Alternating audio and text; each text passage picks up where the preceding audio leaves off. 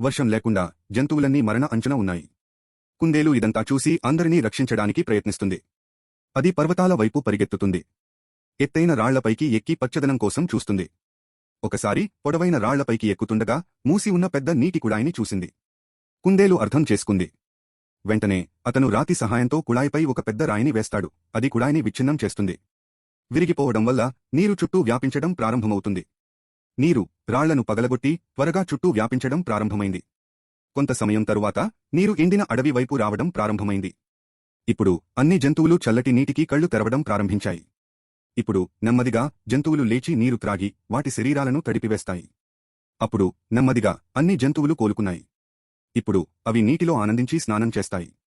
చూస్తుండగా పొడి ప్రదేశంలో మార్పు ప్రారంభమైంది. ఇప్పుడు అన్ని జంతువులు సంతోషంగా జీవించడం ప్రారంభించాయి. అలాంటి కుందేలు అందరి ప్రాణాలను కాపాడింది. Please subscribe, like and share.